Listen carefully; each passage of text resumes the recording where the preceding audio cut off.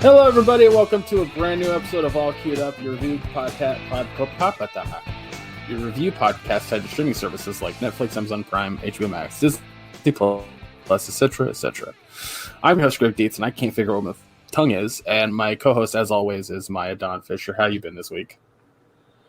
Well, better than your tongue is right now, apparently. Dude, that was bad. Yeah, but we're leaving if it counts for anything, I've had a very busy... I was like, if it counts for anything, I've had a very busy day, so my brain might be a little mushy, but that's okay. That's all right. My week's been pretty good. I've been playing a lot of Tales of Symphonia, working on the trophies. This remastered version, like I played the PS3 version like a decade ago, and they had trophies on it, but they've completely done new things to get new trophies and made it much more difficult to get the platinum trophy for. Gotcha. And it's requiring a lot of work, multiple playthroughs. Fortunately, I'm so good at the game, I can beat it in 2 days. 2.5. Yeah. I mean, I can fly through it. I don't even read the text or anything. I just go to point A to point B to point C to point D, etc. Is it turn-based? No, it's not. It's action-based combat. So, like, that's the combat in the PS Plus Pass, right? Blah, blah, blah, blah, blah. I'm not sure. I'm gonna find out. I've never played it, but it's not turn-based. I'm in. It's really fun. The combat, it's a lot of X inputs for your main attack, circle inputs for your techniques, squares to block, triangle is for, I can't remember, I don't use it much. But you're given these X jewels, and they're ranked 1 to 4. You collect them throughout the game, and you can customize your battle style. Some will give you benefits in some areas, of course, downgrades in others, and it's just really customizable. And you can, you have your base 3 combo attack, but you can do combos of over 100. Which is wild to learn how to chain together combos and stuff like that. And that's one of the trophies. You got to learn how to chain together and land a 100+ hit combo. It should be TALES, right? Yeah. Why is it not showing up on here? Tales of Symphonia. SYMPHONIA.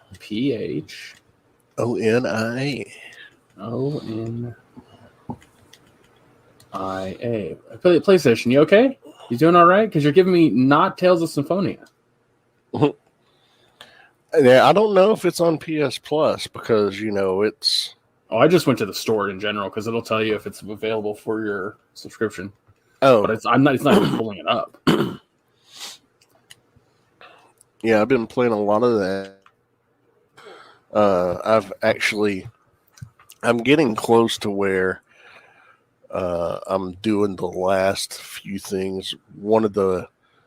I'll have to do a playthrough on hard mode, then I'll have to do it on Mania mode, but that shouldn't take, a week for both of those.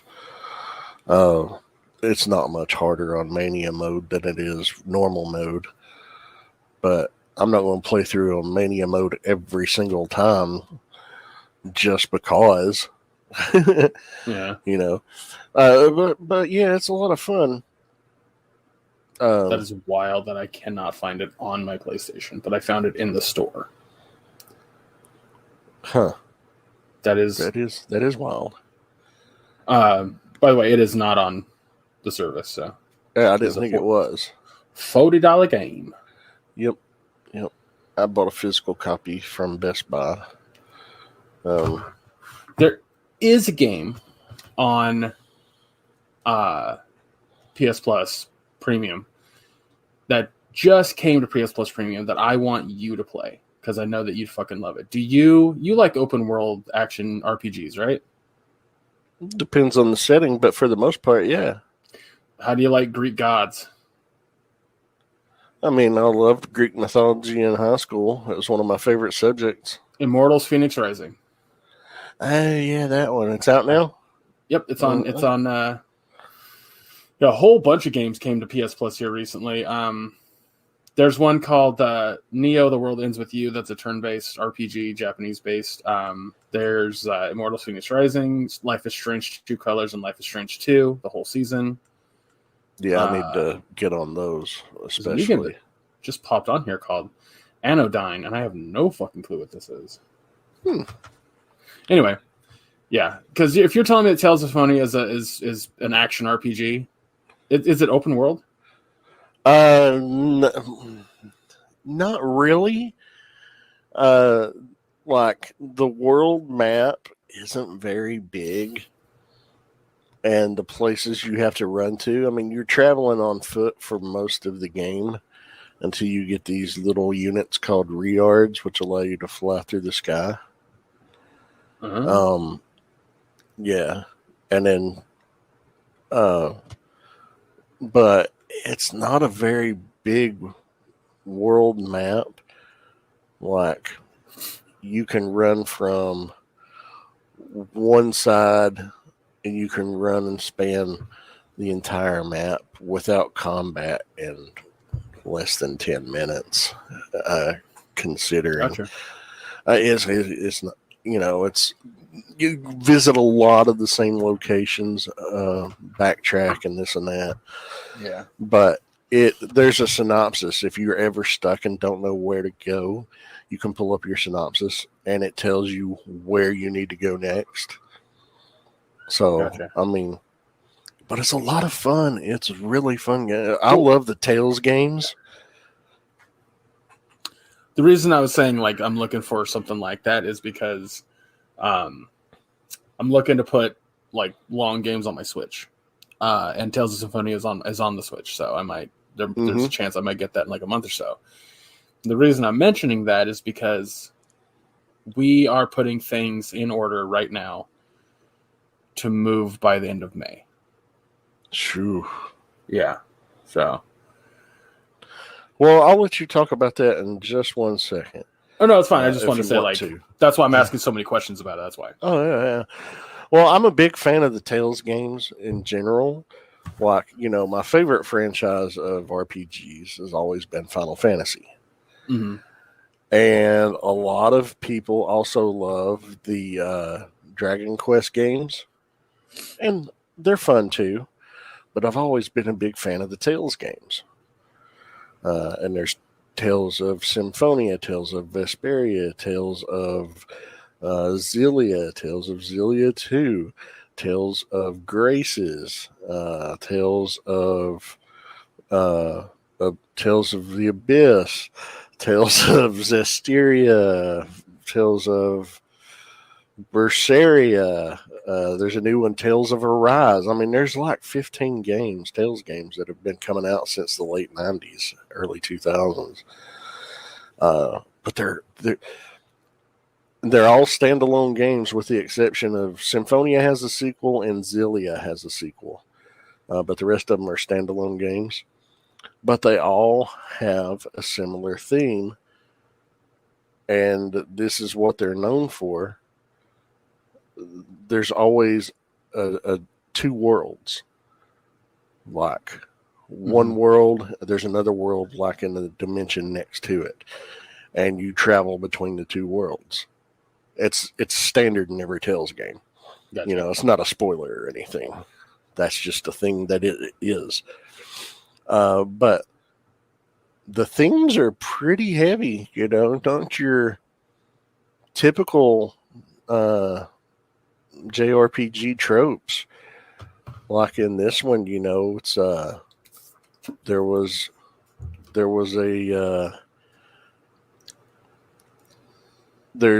there's just a few basic races. There's a human race, there's an elven race, there's dwarves, and then there's half elves.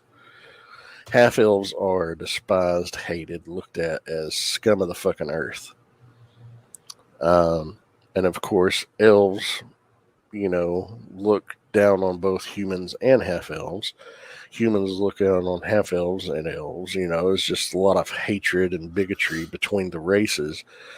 But there's a sect of half elves that have what they call human ranches, where they raise and use humans for forced manual labor, and they're beating them and this and that. I mean, it's fucked up. But I won't Sounds like it. spoil. I won't spoil what the humans are used for eventually. But yeah, it's Clothing green? not quite, but worse. If it could be considered worse. But yeah, fun game, really fun game. And voice acted very well. But yeah, been playing a lot of that, and then found out this evening that my Master Grade Gundam Barbatos won first place in the painting competition at the comic shop for the month of March. Nice. Mm-hmm. They said it was tight judging, but I came in first place. So I'm really proud of that. Yeah, it's awesome. You should be. Yeah, I'm thrilled.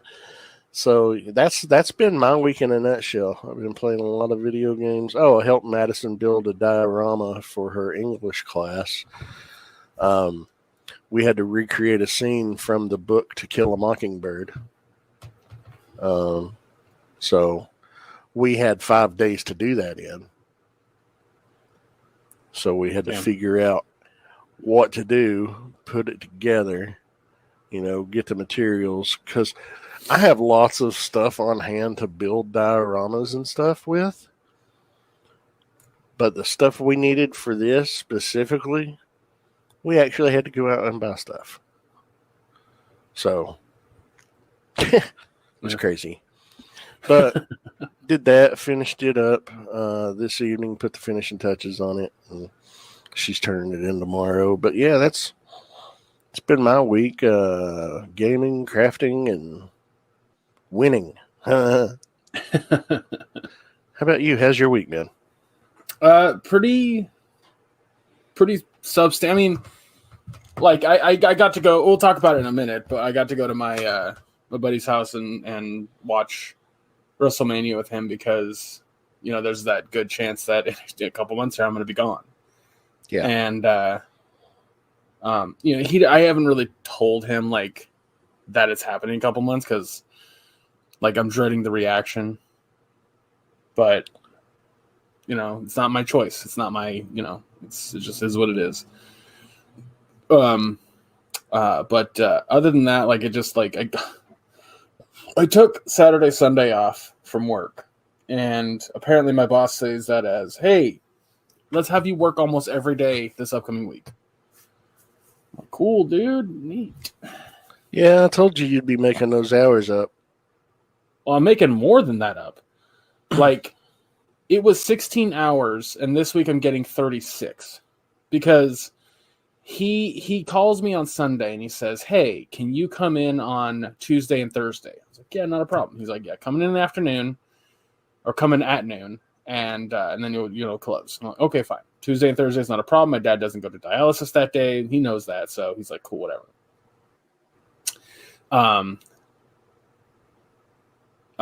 So I go in Tuesday. Like I get home Monday morning hella early. That was a funny thing. Leaving Andy's house, there was a huge frost. Like it rained and then there was frost, but it was like it stacked, so it almost looked like snow.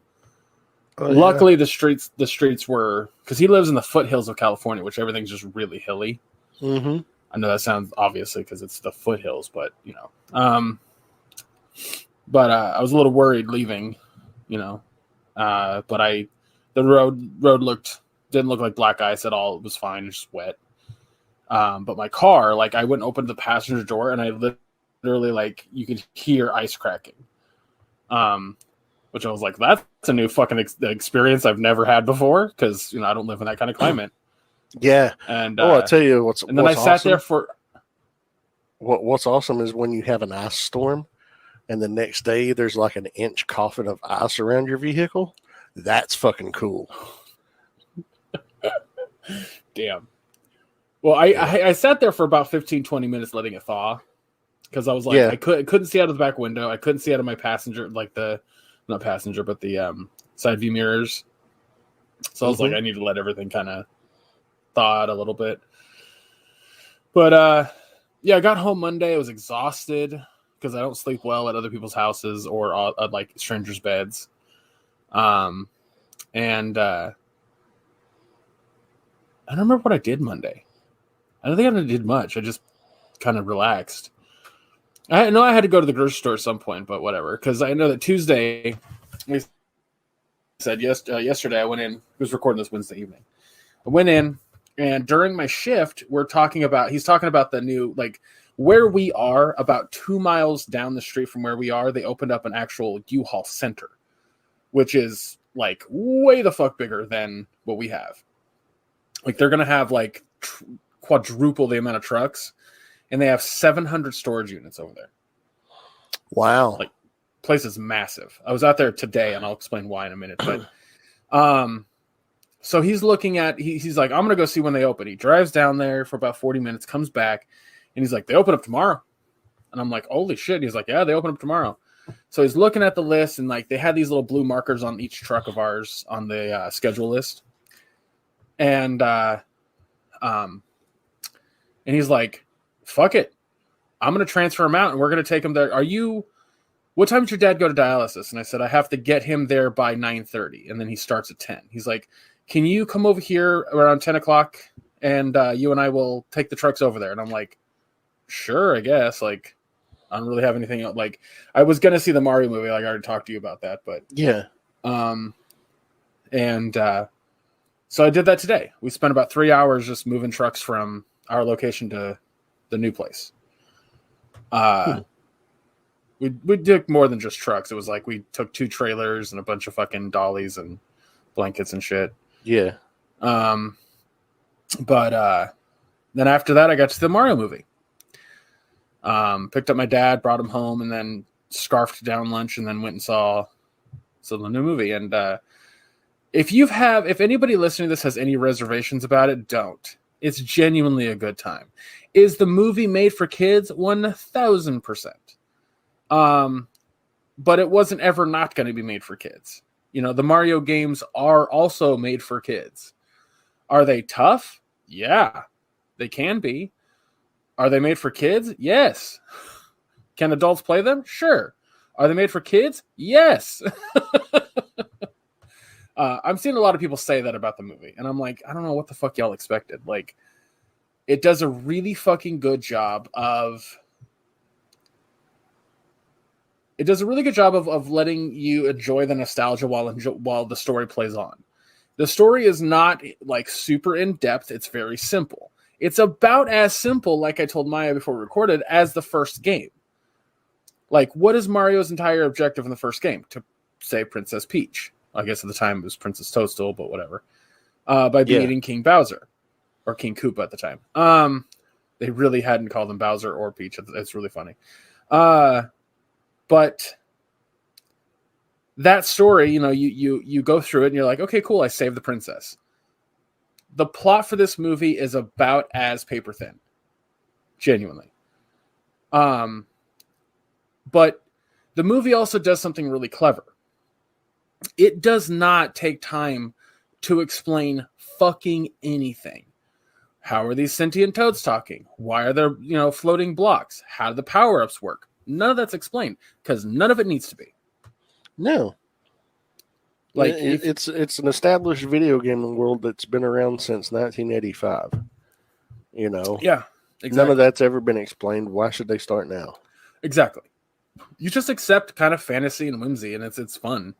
But yeah, that being said, I do recommend seeing it when you get the chance. If you're not a big Mario fan, don't rush to the theater to see it. Like, wait for when it goes on Peacock. Like, I just saw a thing on Twitter that said, like, it's expected to be on Peacock in October. But it'll probably go to streaming with rental fees sooner than that. Yeah. But it's a really good time. I enjoyed it. Like, as a longtime Mario fan, as Maya can attest, I heard because one of the cool things they did was they took all of Koji Kondo's music over the years with Mario games and like mixed it with an orchestral tune or an orchestra. And I heard it every single time. Every single time it popped up, I was like, okay, that's rad. They even threw in one of the fucking pieces of music from Dr. Mario. Huh. The DK rap is in the fucking movie. Like, there's a ton of Easter eggs, not just on music, but pieces of dialogue, specific characters. Like, so very, very, very early on, I'm talking less than 10 minutes into the movie, you see Mario and Luigi in a place called Punch Out Pizza. Behind them is a guy that looks familiar, and he turns around and it's straight up Jumpman from the original Donkey Kong game. Huh. They just made him into a 3D animated character. Like, you look at that old manual for Jumpman, the same fucking character. That's awesome. Does he have the blue overalls and the red shirt because Mario does? Yeah, absolutely. But he has a different kind of hat because the hat, like, they couldn't quite make the hat look like a cap in the original game. But when he turns around, it's Charles Martinet voicing Jumpman. You did great, yo! And he turns back around, and I went, oh, that's so cool. And he's actually playing on an arcade, and it is straight up he's playing Donkey Kong. But the name on the arcade is Jumpman. That's so cool. So little things like that throughout the whole movie. One of their biggest like rivals in the plumbing game is Spike. Spike was a character in a different game that Mario was featured in. Do you remember the game called Wrecking Crew? I do. Yeah. Spike is wearing a hat that says Wrecking Crew. He owns a company called Wrecking Crew that Mario and Luigi used to work for. It's fucking awesome. And like, you know, kids are going to love the movie because it's a cartoon and it's, you know, Mario. It's a recognizable, great character. It's like Mickey Mouse, for fuck's sake. But like, you know, adults can enjoy it too who aren't into Mario because it's just a fun movie. And then there's people like me that just are going to notice every fucking Easter egg, the care that went into every little shot. Like, there's a moment where Toad, the main Toad, voiced by Keegan-Michael Key, he's doing a thing with Mario, and they kick on the Captain Toad music. And I'm just like, dude, this is fucking awesome. Like, it's just constant through the whole movie. It does this shit. So I just sat there with a fucking giant grin the whole time. For me, if I was giving it a grade, it'd be an A. That's awesome. Well, I'm glad you enjoyed it. It's not an A+ because it does get a little hokey with the fucking like typical ass. Let's shoehorn a fucking popular song into the middle of the movie. Okay. Yeah, like they get to the Kong Kingdom, and this particular Kong tells them to get into a cart, and they're driving through the Kong Kingdom, and it's to Aha's "Take Me On." I'm like, okay, I guess. So little things like that's why it's not an A+, as I could have done without any of that. They could have done that one song, you know, the whatever that song is, the jungle thing. They could have. Well, like there's such an atypical fucking moment in the movie that like people predicted the song was going to be in the movie, and it's the part from the trailer where Mario's going through the obstacle course. Mm-hmm. Just take a stab in the dark what popular song, and not necessarily from this era, but popular song played during that moment. I'll give you 3 guesses. If you don't get it, I'll be surprised. Give me a That's a training montage. Eye of the Tiger. You're close. I would say same era of music-ish. Okay. Was it the one from the Karate Kid? No, no, No. no. It's not from a different movie. It's been used in other movies, but it's not from a different movie. Oh, so it was still a Rocky one? No, it's not Rocky. No, when I say close, I meant like it's. I don't know. I'm trying to give you a good hint, but it makes sense. It's I Need a Hero. Oh, that one. I wasn't even thinking that. Well, that was Short Circuit too. It's just so atypical, right? Like it's like they sat there and they were like, so we have a Mario montage. We have to contractually add in a fucking popular song from like Columbia Records or some shit like that. And I was like, which one do we have? I Need a Hero. Like that's literally how it felt. So that's why the movie doesn't get like a higher score. But gotcha. But yeah, so before we move on to WrestleMania, we're also going to review the newest Mandalorian episode, everybody. I did want to talk about 3 trailers that came out this week. Just back to back to back. It was like Monday, Tuesday, and then Tuesday evening. And those 3 movies are the Blue Beetle trailer, which I personally think looks great. I haven't watched it yet. Oh my god, his costume is fucking perfect. It's arguably the best Blue Beetle. Yeah, it's not Ted Cord. It's what Jamie Reyes, is that his name? Jaime Reyes. Jaime Reyes. My bad. Sorry. But what makes Jaime so much better as a Blue Beetle than Ted? Like people say, Ted Cord is in DC canon. He is like your favorite superhero's favorite superhero. Like he's just nobody fucking hates him, not even villains. It's funny. Yeah, and his best friend is Booster Gold, and they've just been the comedy relief duo for fucking since the 80s. Yeah, that's true. But what makes Jaime so much better is that he's a fucking teenager who doesn't know how to be a superhero, but he has these. It's like it's similar to the idea of Shazam, where you're like, a teenager getting powers out of nowhere is a fun concept, and that's Blue Beetle. Then they had the trailer come out, like the full story-based trailer for Across the Spider-Verse. Oh yeah. I cannot be more excited about that fucking movie. There's a line in the trailer, Maya. I don't know if you caught it. I haven't watched the trailer yet. I feel so bad. So the line is from Miguel O'Hara, or as you know him, Spider-Man 2099. Yeah. And he seems to be angry about what's happening with the multiverse. And he says, don't even get me started on that little nerd and Doctor Strange from universe 199999. He says it out loud. He does not call that universe 616, even though fucking Kevin Feige would love that to be a thing. Yeah. Drives me fucking bananas. 616 is the comics. Yeah. Exactly. Drives me nuts that they did that for fucking Multiverse Madness, because then everyone's like, there's a universe called 617. I'm like, no, it's fucking not. It has to have a different distinction. I can't do 2 fucking 616s. It doesn't make sense. Angry. But yeah, that dude, you gotta watch that trailer. You gotta watch it.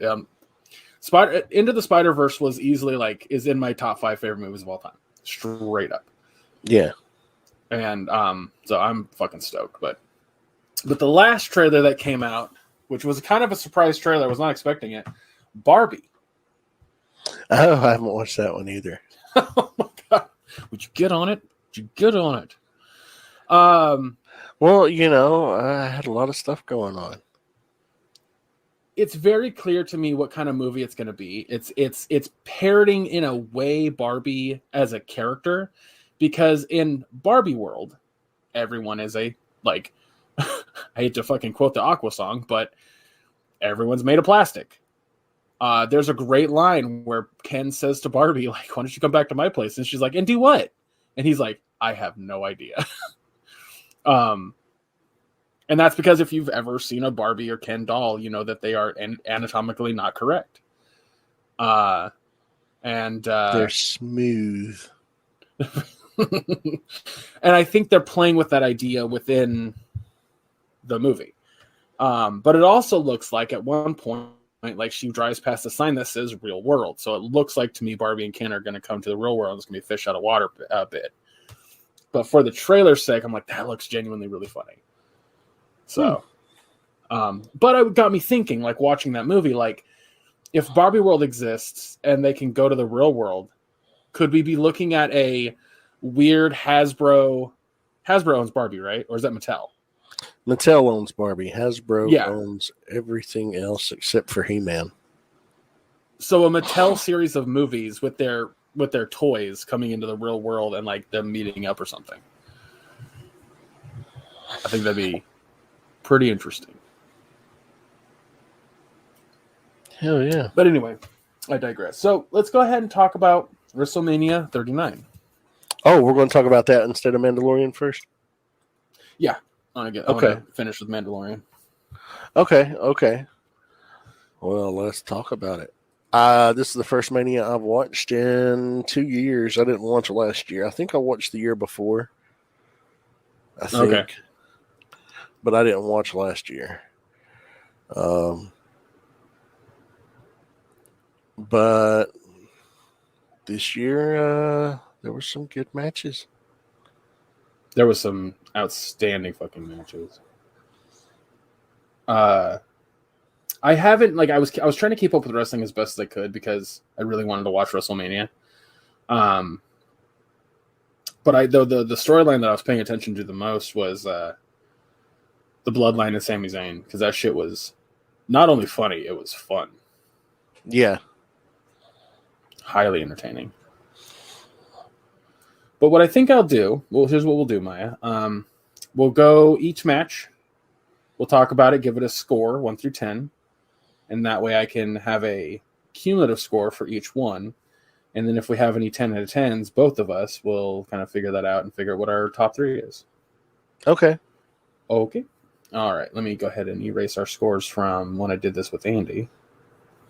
That's night 2. I want night 1. And okay. So night 1, our first match of WrestleMania was Austin Theory and John Cena. Yes. For the U.S. title. So this match was a big old stinker. It wasn't like the worst match, but it was definitely like boring. Yeah, and that's why they put it on first, because there was some good shit to follow. Uh-huh. I think it sucked just because John's out of his prime. He's not doing cool shit anymore because his body can't take it. And then Austin Theory has like one of the worst characters I've ever experienced in WWE. Personally. Here's the thing, though. He's money. Why is he money? He's money. You look at him now, and I really think he's going to be huge in the next couple of years. I think he's going to blow up. Well, it depends on what Vince wants to do, I guess, because Vince is back. I know. I was going to say I was a little bitter talking about WrestleMania 39 when he fucking destroyed Raw last night or Monday night. Yeah, I heard it was bad. I haven't read much, but so there was a moment. It was bad. There was a moment in the middle of the show where Seth Rollins comes out. He's out on stage. He's down in the ring, and the crowd is doing the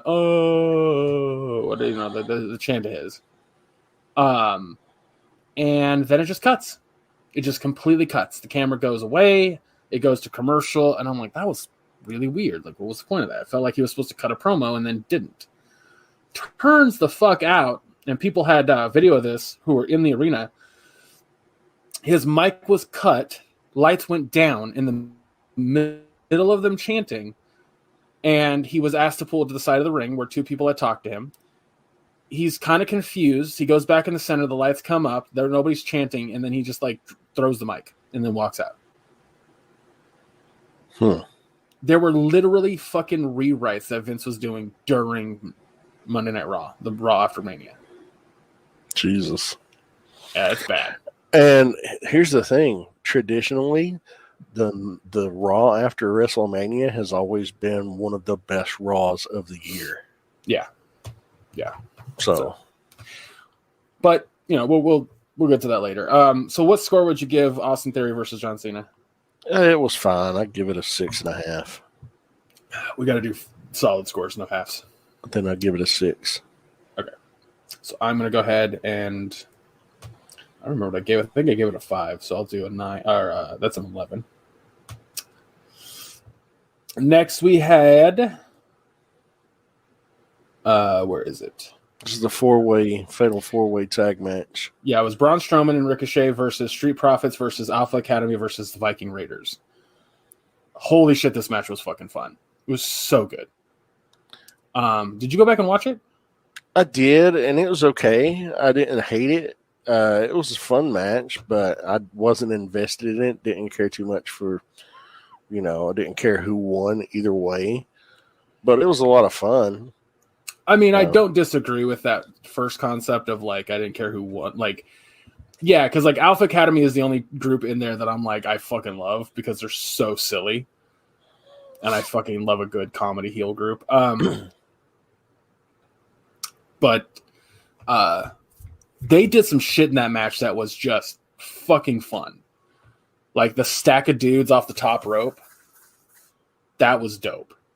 Anything Ricochet does, good God. That dude is a high fucking flyer. Yeah. Braun Strowman doing the fucking train around the ring was that was fucking fun. Oh my God, I just enjoyed it. I really fucking like that match. I've watched it 3 times now because it's just so much fucking fun for me to watch. But what score would you give it? I'll give it a 7. Okay, so 17 because I give it a 10 straight up. That should have been obvious, I think, for you. What was next? I believe it was. Was it the women's 3-on-3? Yeah, I was Becky Lynch, Lita, and Trish Stratus versus Damage Control. I love Damage Control. Well, I love Bayley. Yeah, by the way, Bayley might be walking. She might be leaving the WWE because Vince is back. Yeah. This match was bad. It was sloppy. Lita looked like shit. Oh, yeah. Her age really showed. She cannot do the things that she used to be able to do. Trish was stiff as fuck. Of course, she's not been in a ring in forever. So it was really Becky Lynch versus Bayley and the other two of Damage Control. Yep. And it and was really go ahead. For story's sake, Damage Control should have won. Oh, absolutely. Bayley shouldn't have taken that pinfall, but she did. No.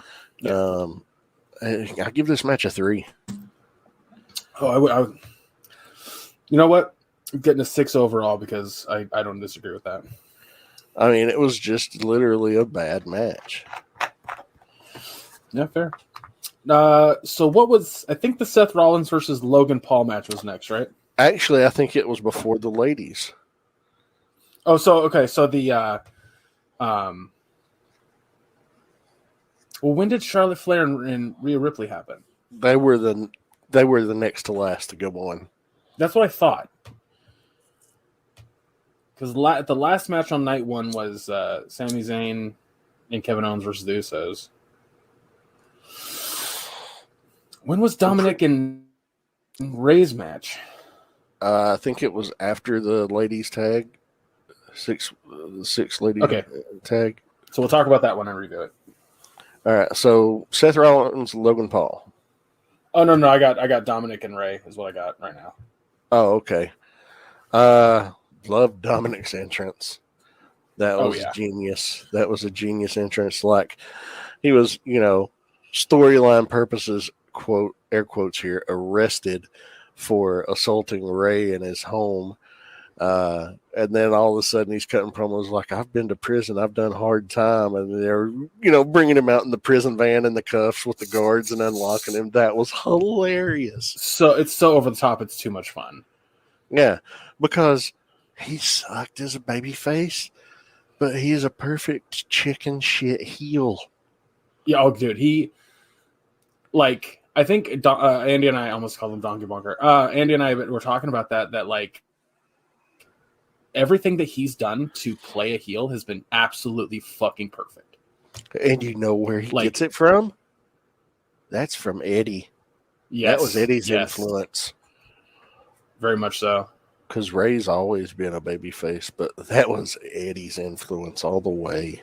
Speaking of Eddie Guerrero, there was a comedian I was listening to. He was talking about wrestling being fake, and he goes, every time somebody says that wrestling's fake, like I don't know, it shows that they've never watched wrestling. And then he has one example, whatever it was. And then he goes, I watched a man named Eddie Guerrero and another guy named Rey Mysterio have a match for custody over Dominic Mysterio. Yeah. He's like, that's not how that works. Of course we know it's not real.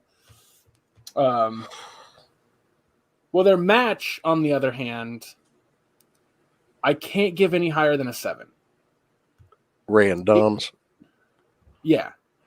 Like, I mean, there were some high points to it. Like Dominic, you know, he more than carried his part of the load. I mean, Ray did. You know, he kept up with Ray and everything, but the storyline itself is just not that compelling when Rhea's not involved. When who's not involved? When Rhea's not involved, and she wasn't involved in this match in any capacity. No. But I think, honestly, she's the best part of Judgment Day, and I love Finn Balor.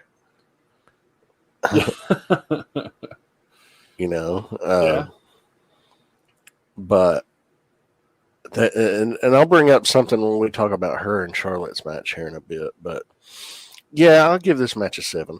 I think that's a fair score. Yeah, like it wasn't bad, but it was also not like super impressive. Neither of them did anything over the top or out of the ordinary. Like it was by the numbers. No. And here's the thing. I've seen this match before when it was Brett versus Owen and Stu and Helen Hart were at ringside back in the fucking late 90s. Yeah, you're not wrong. Or mid 90s. But all right, let's so our final 3. Brett and Owen did it better. Yes. All right, so we're gonna do fire entrance. Yes. Oh yeah. When he came out with Snoop to like this amalgamation of his intro and Eddie's intro, that was cool. That was dope. It was fucking awesome. Okay, so our next one is Seth Rollins versus Logan Paul. I mean, Logan Paul impressed me.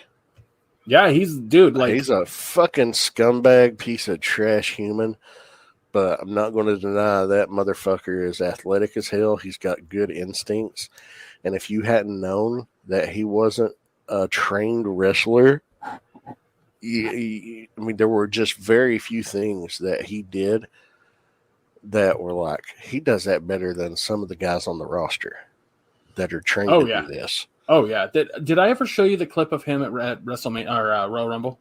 No. So he was in the Royal Rumble itself, and so was that guy Ricochet from the triple or the 4-way tag.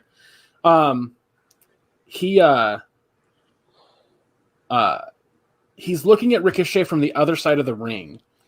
And he's like, you want to do this? You want to do this? They literally jump up on the top fucking rope, spring up into each other, and slam into each other in the middle of the fucking ring. Like, it is fucking incredible. I'll give me a minute. I will find that fucking clip because I had to show it to our buddy Mark while he was there that night. There, I found it. I'll send it to you right now. Like, it is fucking goddamn real.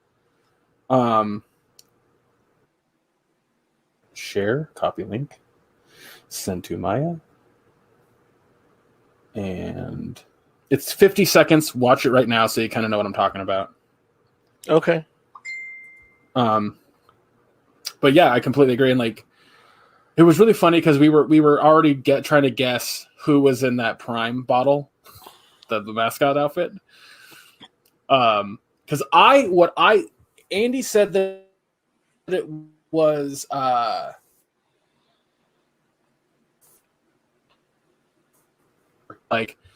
no, Andy said it was Jake Paul is who Andy said. Oh God. And I was like maybe, but like I think it's going to be somebody else. Like I don't know. We were both like half right. I don't remember how, but yeah. Did you watch the clip yet? Yeah, I just saw it. Fucking unreal. Like the fact that they caught each other midair had to hurt like a motherfucker. I want to give this match a higher score than I'm going to give it. But Seth Rollins' goddamn ring attire looks so fucking goofy. I got to detract a point. Well, I mean, arguably that's his entire gimmick. Oh God, he's just so unenjoyable. I wanted to see a double disqualification because I can't stand either fucking one of them. I would have actually been fine with Logan Paul getting the win instead of Seth Rollins getting the win, but oh well. Rollins, he won. I'll give this match a 7. I'm gonna go with an 8, just because. Originally I would have given it 8, but Rollins' attire is so bad. That doesn't bother me in the slightest. So, as a matter of fact, there's this really cute video of them backstage of him and Becky backstage, and he's wearing that giant fucking red coat thingy that he had on, that Lady Gaga ass outfit, and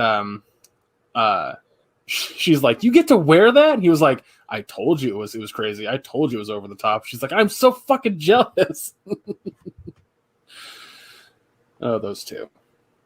All right, so next we'll talk about the women's SmackDown Women's Championship: Charlotte Flair versus Rhea Ripley.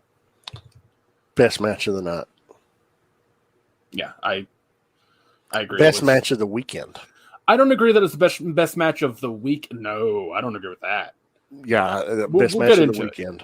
We'll get into that, but I'm going to go ahead and tell you, I've never seen a better women's match ever.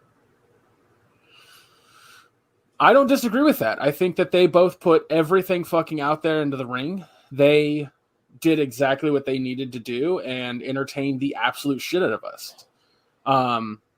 They both did some amazing. Fucking Riptide off the fucking middle rope is rad. Period. Like that's not shit you saw in women's wrestling back in the day. I know a lot of those girls that have come up from ECW. Just like, is it NXT? NXT, sorry. I was going to say NXT. ECW, what? I don't know why I said ECW. From NXT are like Andy showed me the War Games from 2019 of the women's War Game. Holy shit, that match was insane. They did a female War Games match? Oh my, you have to watch. It's on Peacock. Okay. It's from 2019. And then while you're at it, watch the men's one on that one too, because Jesus Christ, because Kevin Owens is in that match. War Games matches have always been one of my favorite style gimmick matches. Yeah, the dual ring in the cage, because they do some. Let's see, because that's the kind of shit I grew. The dual ring in the cage. Yeah. That's the kind of shit I grew up on. I grew up on Mid Atlantic NWA Championship Wrestling. Dusty Rhodes, Ric Flair, Ricky Steamboat, Sting, fucking, that's the shit I grew up watching. I didn't grow up watching WWE. And when I found WWE, it was just like, what is this cartoon shit? Always hated Hulk Hogan. Dude, somebody did a compilation of him doing chair hits. He didn't, he would fucking touch their head with the chair, and then the other wrestler would have to pretend he got hit by it hella hard. Yeah, so funny. What'd you get? So 10? Oh, this match gets a fucking 10. Yeah, I gave it a 10 as well. It's a 10 out of 10 match. It's not just a great women's match; it's a great match, fucking period. But it is, considering the two participants, It's the best women's match I've ever seen. I can't say it's the best women's match there's ever been. It's the best one I've ever seen, though. But, I haven't seen, I've not seen every woman's match from around the world, but this one was pretty fucking great. Yeah, I think it was funny because I think I gave it a 10, but Andy gave it a 9 because the lead up to it was weak as shit, which I don't necessarily disagree with. Like, you have Rhea win the Royal Rumble. She challenges Charlotte, and that's it. Like, there wasn't much. Well, didn't Charlotte just come back from injury in December, and she had only been back for the past 4 months? Something like that, yeah. I don't remember, but... Anyway, we're pushing quite some time on this podcast, so why don't we go ahead and I know. Blast through. All right, Usos versus Sami Zayn and Kevin Owens. This is also a 10. 100% agree. It is a 100% 10 out of 10 match. It was Sami and it was perfectly booked. Yeah. Sami and Kevin are perfect together.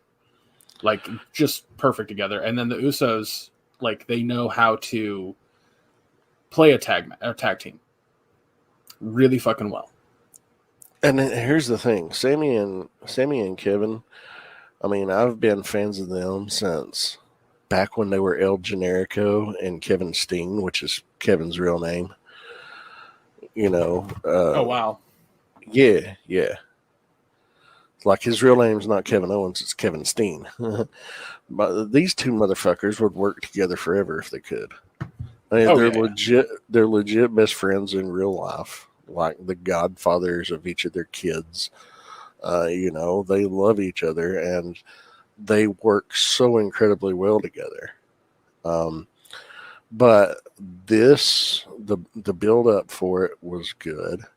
That's incredible. The payoff and the emotional beats were great.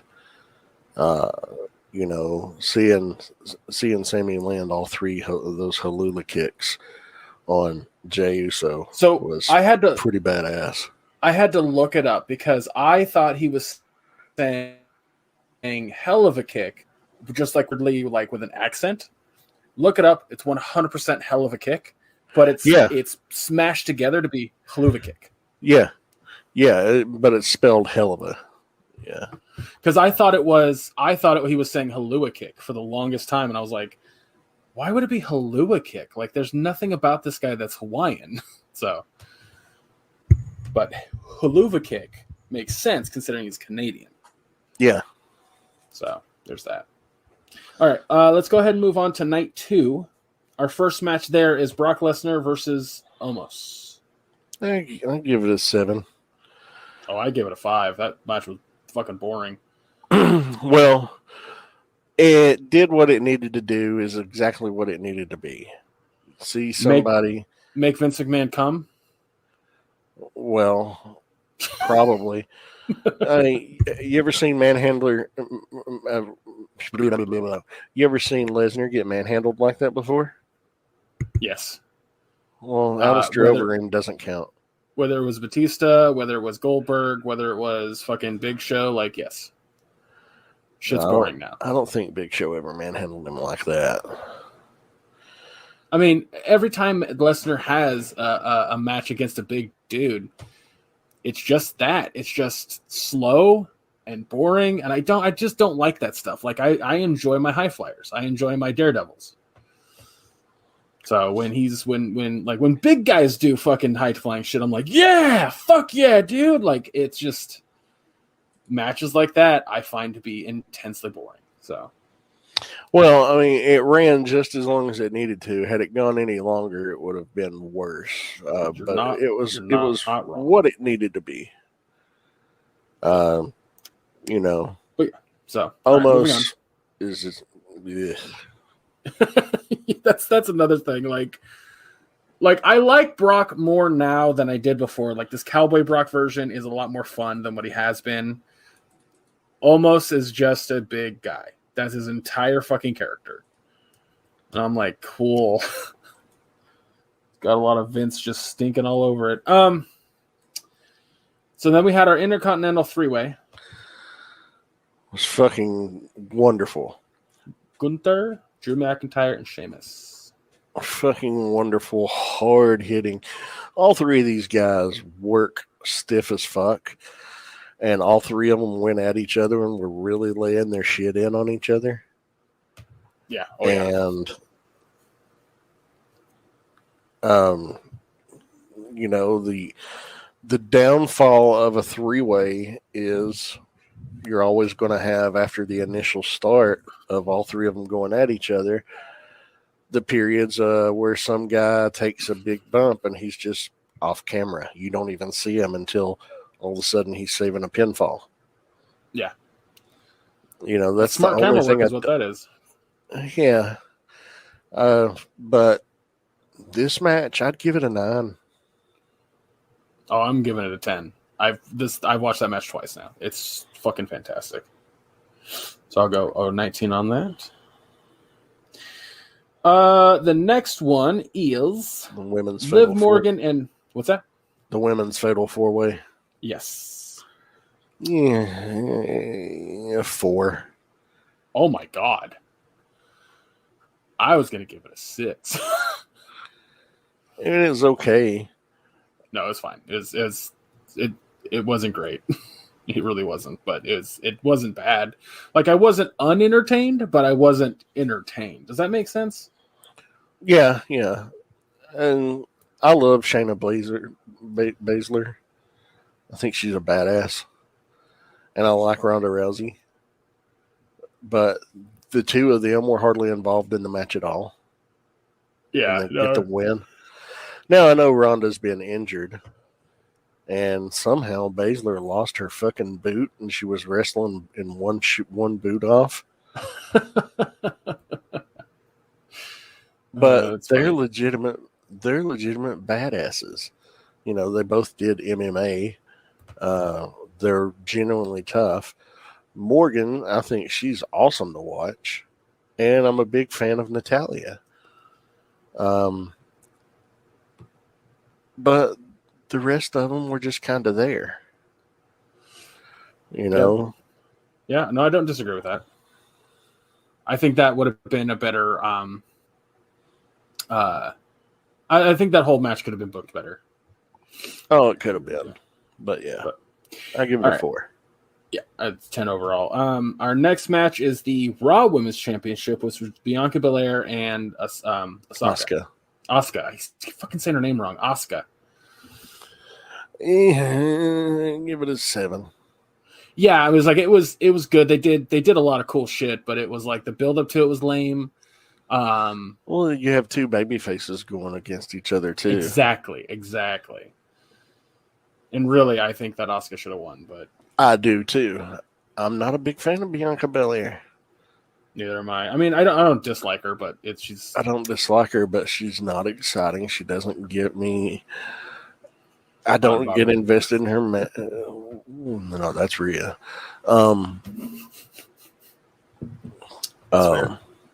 Holy shit. But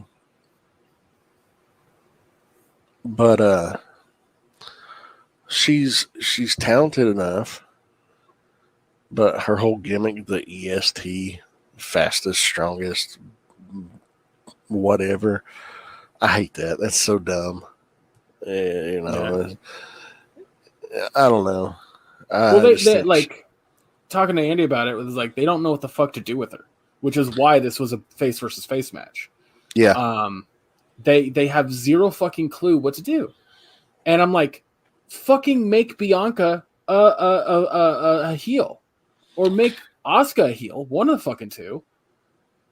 Help, or just it's fucking weird. I don't know. Triple H, like, I like what you're doing with a lot of stuff, but there's some other stuff you're not great at. Anyway, he ain't doing shit with it now. Yeah. Our next match, second to last match, is Edge versus Finn Balor in the Hell in a Cell. Before we give a score, there was something that happened in the middle of this match, and I gotta call you out a little bit, Maya, because it was hilarious to me. So in wrestling, when somebody gets actually injured, the camera does not show them. It'll be off of them. Because they have a lot of, behind the scenes personnel there trying to figure out if the person's okay and what to do, and they don't want to have it on camera. They don't want to have that illusion broken. Sure, live audiences get to see it, but whatever. When the camera was off Finn Balor for so long, I was like, oh, I think he's actually hurt.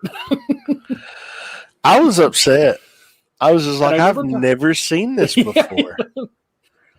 I have never seen. It's like, I've seen lots of matches and I've seen a lot of injuries. I mean, I've seen Sid Vicious come off the second rope and his ankle snap in two and fold up and his heel touch his calf. I don't think I've ever seen that. Good God. Oh, yeah. Look up Sid Vicious ankle breaker out fast. I don't want to. No, you got to. I've seen wrestling injuries like that. It makes me nauseous and I don't feel like it right now. Oh, okay. I believe it. I was just shocked because, a Hell in a Cell match is designed for brutality. You're supposed to see blood. You're supposed to see somebody get fucked up. And then somebody got fucked up. And I was like, God damn it, what the fuck's going on? This is sucking all the energy out of the match. Well, and, and then I see the next day the actual fucking screenshot of Finn's fucking head. And I was like, oh, God damn. Because that's what I'm thinking is like, I think both of them are prepared for some blood. I'd love to hear an interview from either one of them, like a behind the scenes interview, because I guarantee you, both of them were fully prepared for blood, but Finn was not. So also what happened, what was wrong, why he got that cut so badly. Edge pulled out the wrong ladder because ladders are color coded, right? Like everything's color coded for safety. Sure, it's still metal, so it's still gonna fucking hurt, but it's color coded so that way not the shit like that doesn't happen. And Edge pulled out the wrong ladder. Huh? Yeah. That shit, like I was like, yeah, that makes sense. But the camera's off of him for what, like a full minute? Oh, apparently longer than that. They put temporary staples in his head. So that's why there was still blood. Yeah, he had like 14 staples after the match. Yeah 14 medical staples. Huge goddamn gash in the top of his skull. Yeah. I mean, he'll be all right. He actually, I don't know. I sent you the tweet with the 14 staples. Did you see the other picture of his back? No, I didn't see the one of his back. I didn't look. Oh my gosh. He like just doing normal shit for a Hell in the Cell. He was all scraped up, which I don't think he would have at all stopped like the match for that shit. Like that's what you expect from a Hell in the Cell. Oh yeah. But what score would you give this match? Well, unfortunately, I can only give it a 6. I gave it a 7. Like I've seen better Hell in the Cells, but also Edge is getting up there in age, so yeah. I expected more from this match. And don't get me wrong, Edge is my second favorite wrestler of all time behind CM Punk. Love Edge, but he doesn't need to be doing a Hell in a Cell match. Oh, but on a side note, his entrance was dynamite. Fire. His entrance was fucking fire. Coming up 10 with out the of 10 fucking entrance. yeah. And Finn's normally is better than that. Oh, his was not bad. His was good too. But I've seen better entrances I've seen him do better entrances under the demon persona.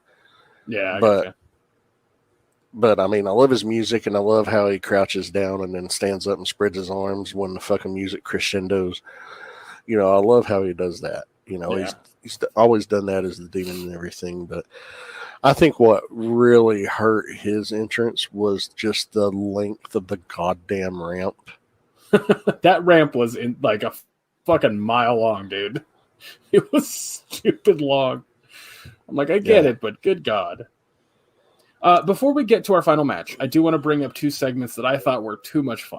Just silly, kind of goofy. And it was both little segments with Miz and Snoop Dogg.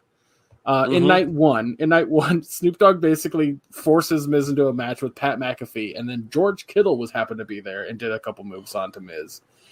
That was fun. That was hilarious. And then night two, we had a bit of a mishap.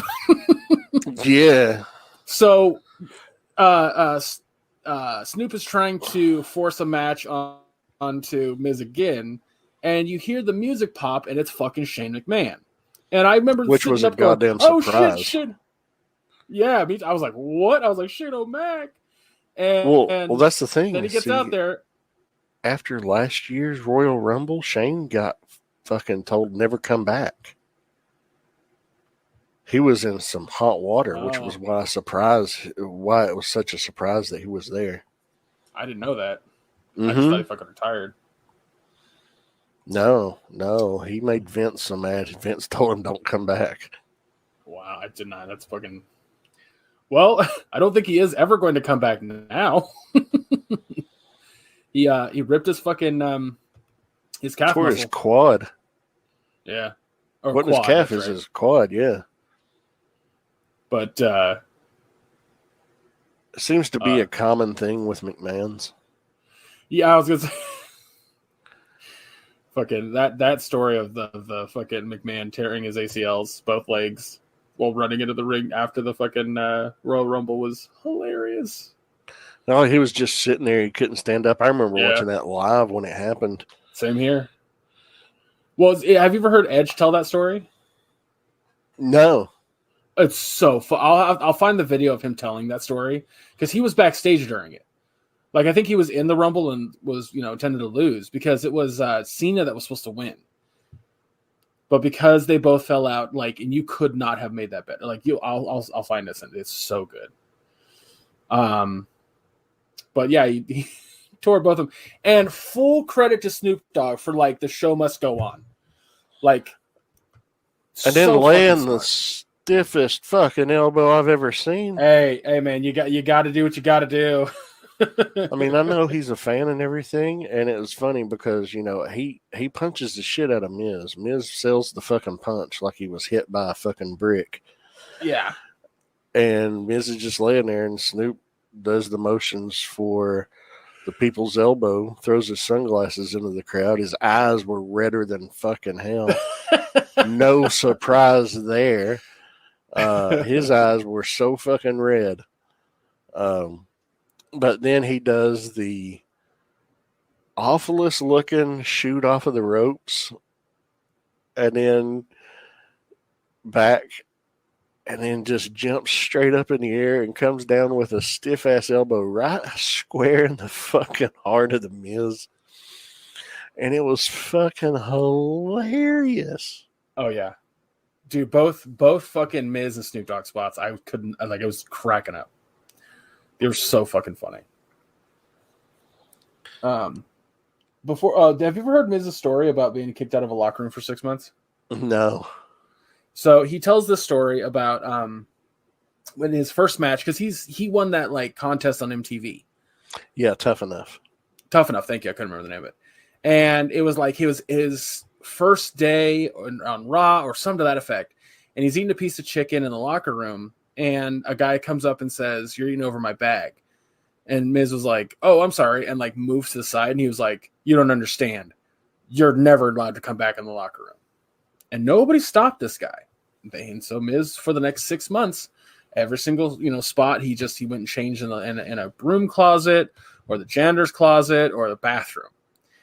And there was the moment where he was in a bathroom and he was changing. And he comes out and he runs into Undertaker. And Undertaker says, what are you doing in there? And he was like, "Oh, I'm not allowed in the locker room, I thought, so I'm just changing." And he goes, "Dude, you're going up for a title match. You're allowed in the locker room." And Miz is like, that's great. Can you tell the others? And he's like, "Don't worry about it. If anyone says anything, send them to me." So, because Undertaker being a godfather of wrestling, nobody argues with the Undertaker straight up. Miz was allowed back in. Take a stab in the dark on who was the one that told him he wasn't allowed in the locker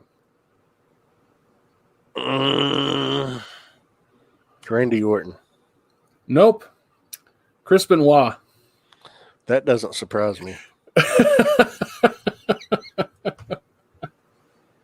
I was like, wow, all right. Piece of shit backstage and in real life. Who would have thunk it? Well, let's get to the last match of the night. This was Cody Rhodes versus Roman Reigns. Great match, wrong ending.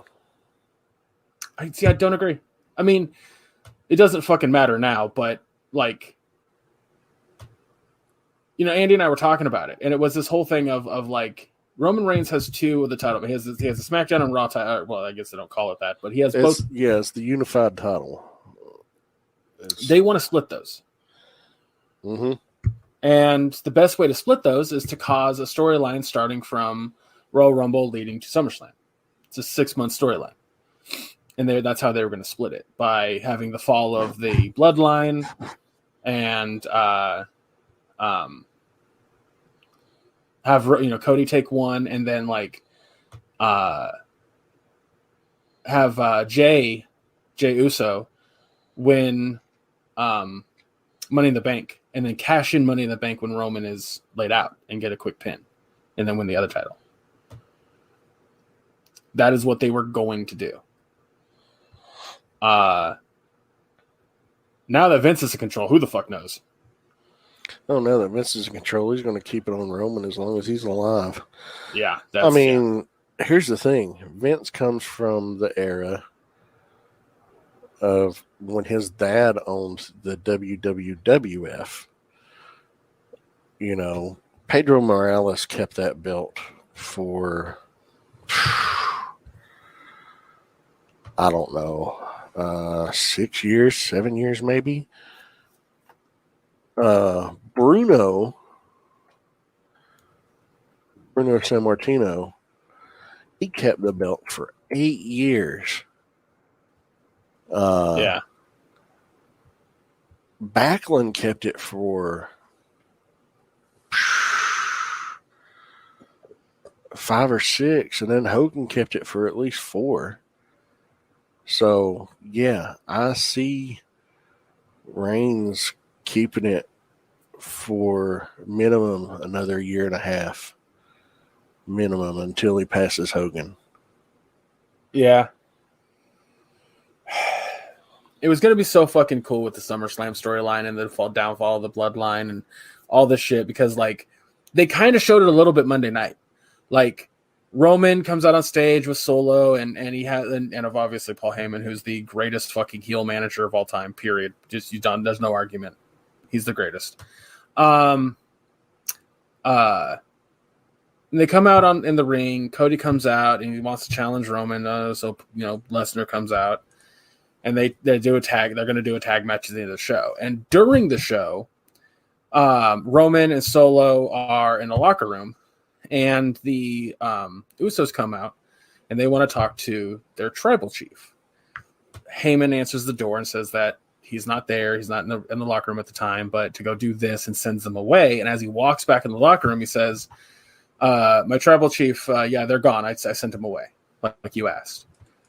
That, you know, they're showing the descent, the downfall of the bloodline, the splitting of them up and you know, basically going against each other. That's how it was supposed to go. But I guess something was cut at the last minute of Mania, or the Raw after Mania, that it's very, very fucking clear that Roman's going to have those titles for a very long time. Mm-hmm. Which is very unfortunate.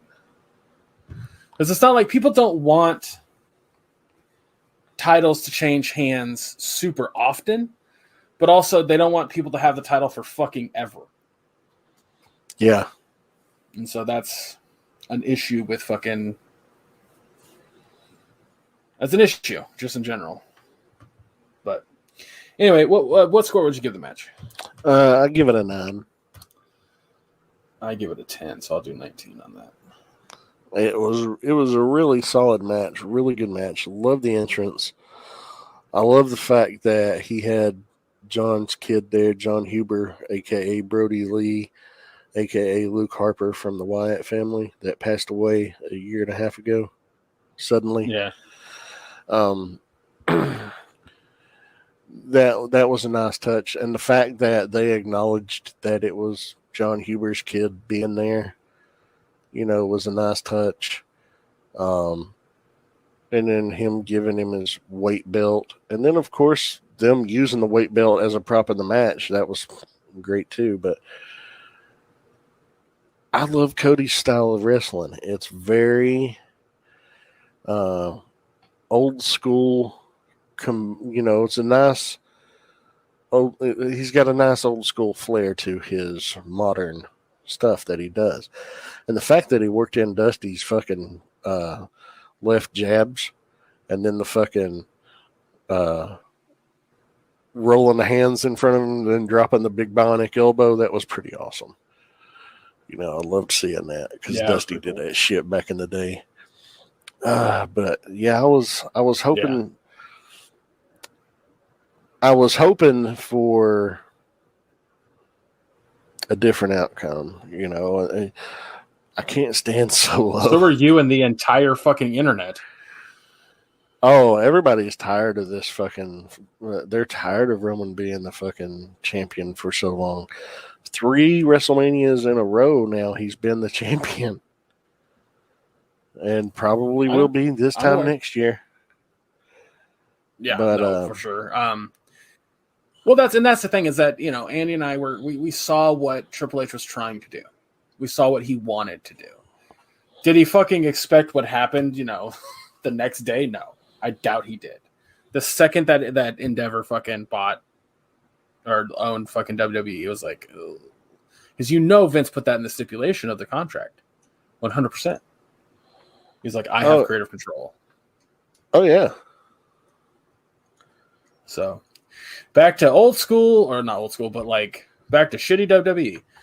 All right, well, let's go ahead and do a list here. So I have as the 2 top matches, which are 20 points apiece, is the tag champ match and the women's SmackDown champ match. Yeah. So which one would you say is better than the other? Honestly, I got to go with Rhea and Charlotte being the better match. I disagree with you on that. I think that the tag match was better. And it's the tag match was just right there. Can I make an argument about both being 20 and why the tag match should go above the Rhea and Charlotte Flair one in this regard? The story leading up to the tag match was better than the story leading up to the women's champ match.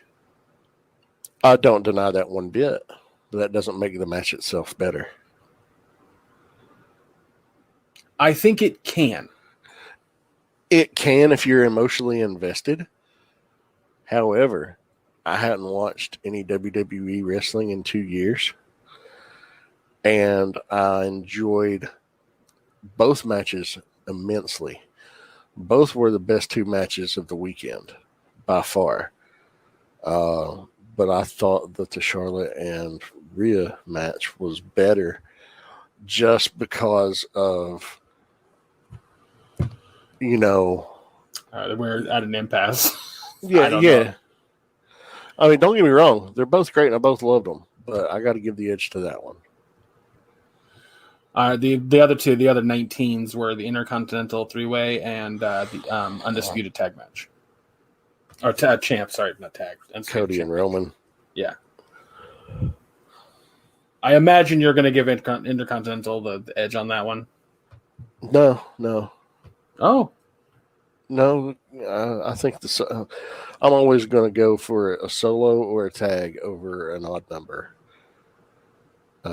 Unless it's just a hell of a triple threat.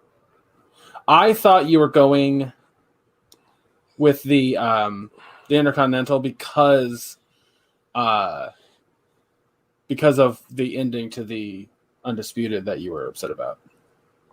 I mean, I didn't agree with the ending, but it doesn't take away from the match being a fucking great match. It's so interesting that you do that because, that was Andy and I's distinction because we had 4 that were in our 20 that were 10 out of 10 for both of us, and to distinguish them in our 1, 2, 3, 4, we use the idea of the build up to the match as the defining factor. The defining factor for me has always been the match itself, because if it's a good enough match, it tells its own goddamn story in the match. It doesn't need a story before the match.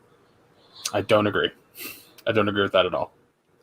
I think that the story leading up to the match, it enhances the match quite a bit. It can enhance and add to it, but the match itself is the story. I disagree wholeheartedly with that concept. I don't think that. I'll put it this way. Watching that War Games match that I was talking about, I didn't know any of the backstory. And watching the match itself, I was impressed by the wrestling. I was impressed by what was going on. But there was stuff happening before the match itself that I didn't know what was going on, and they showed it during the match. Like, because you know how they come out of a cage at different intervals of time, every 5 minutes? Every 5 minutes. There was a moment where one of the girls comes out of the cage and starts attacking the other girl that was in the cage with her. And I'm like, I have no fucking clue what's going on here. But if I did know, it enhanced the match quite a bit. But inside the ring was a whole different story. And if you don't know the story going in, you have to watch the match with this, like, how well are they performing? But if you know the story going in, it can enhance the match quite a bit. So I don't think that a story can be told in the ring to that degree.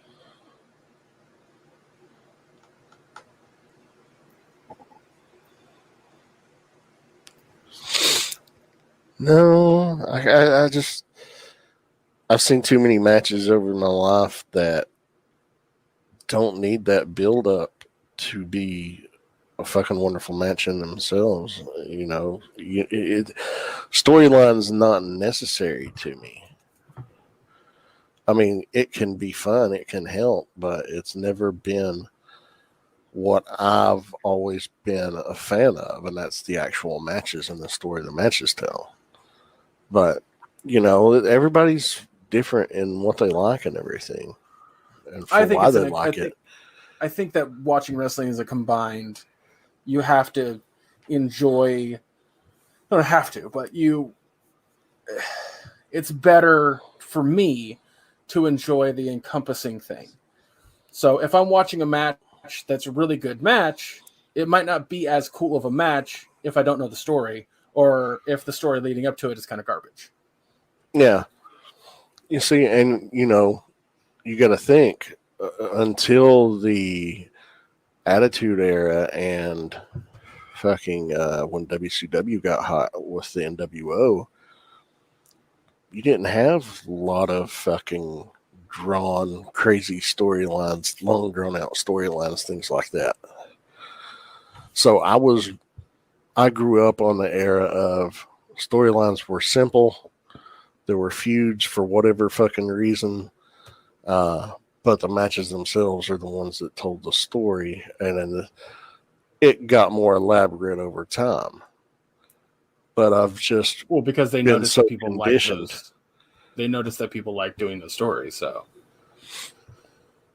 yeah, I mean it's split, you know. And I come from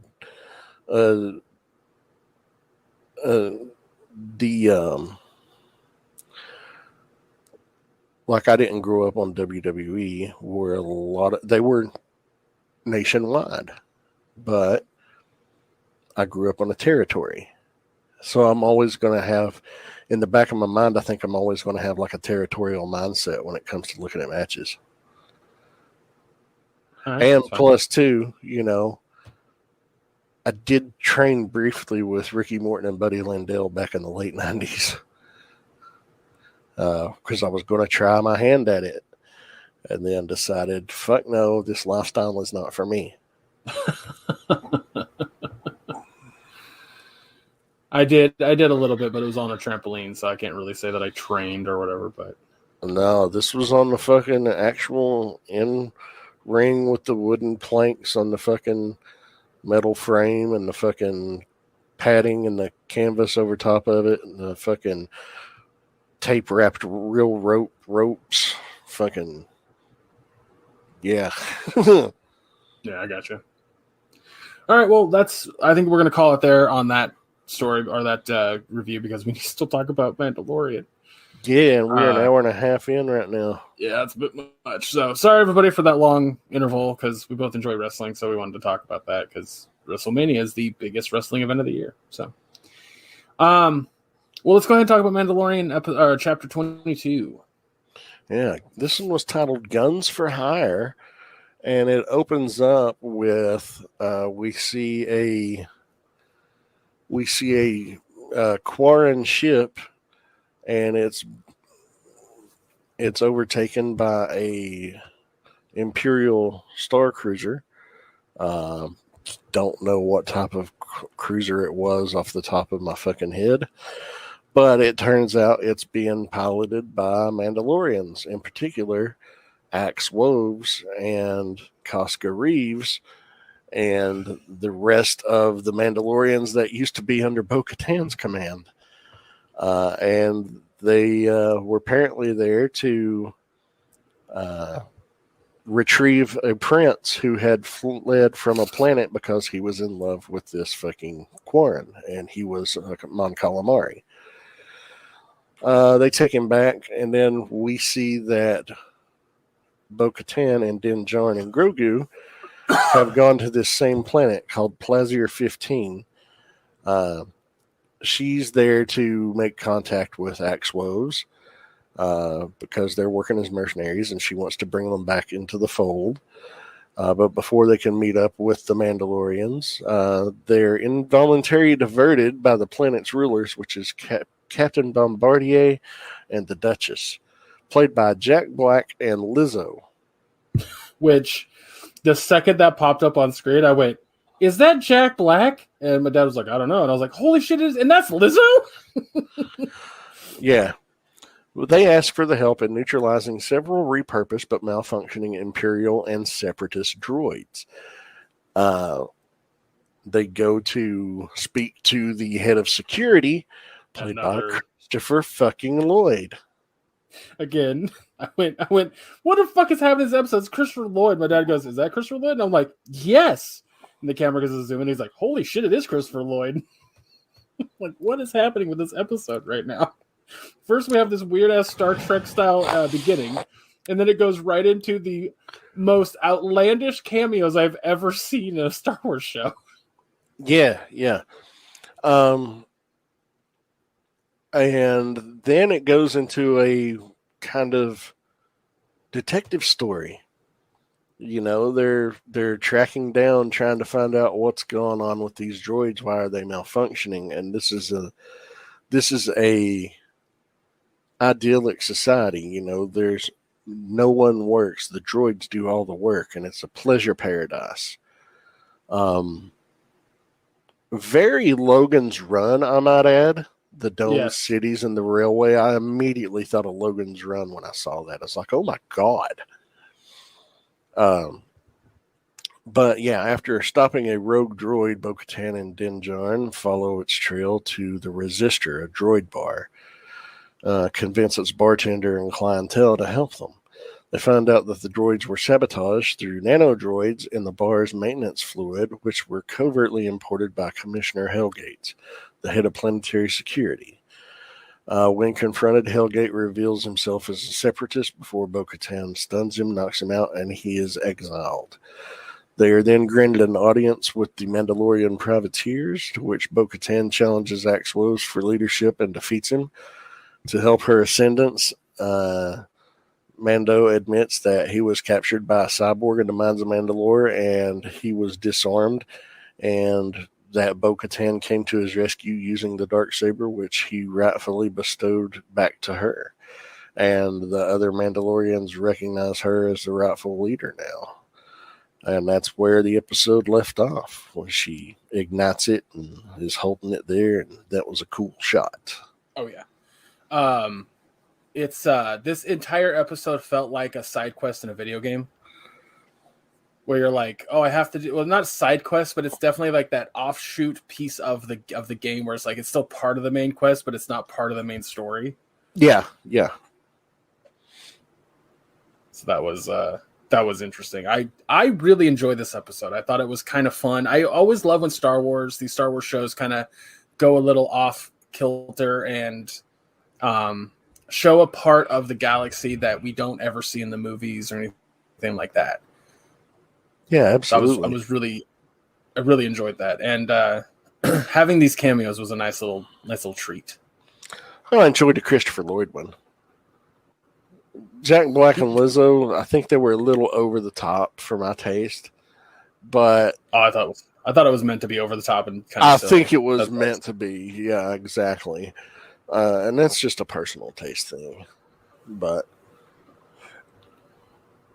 yeah, I mean, it was a fun episode. Yeah, I mean, I don't know. There's not much else to say about it. It didn't like the beginning and the end were the crux of the story, the important part. So, yeah. What grade would you give it? I'll give it a B+. Interesting. I went with an A-. I think a lot of the reason that we probably didn't give it any higher than that is because it is the hammiest fucking Star Wars episode I've ever seen too. Yeah, absolutely was. And if there were ever an episode, and like you said, the beginning and the end were the important parts, the rest was literally filler. Fun filler, but filler nonetheless. Yeah. Well, I think that's going to do it for us today. We don't really have anything next week. The WrestleMania thing was very last minute. It was, we were kind of discussing it, texting each other while watching it. And, I was like, hey, since we're both watching it, but, yeah, because honestly, this episode of The Mandalorian, there wasn't a whole lot to say about it. No, it's because it does. I mean, like I said, it adds lore to what the Outer Realms could hold, and it had some fun cameos, and it was a silly-ish episode. Like the way that Din kind of carried himself, the episode was very funny to me as well. I did enjoy how he met and handled the conversation with the Ugnaughts. Yeah. And I did enjoy the dynamic of, hey, you handled that, let me handle this, and then them kind of stepping on each other's toes a little bit here and there. That added to a cool dynamic, I thought.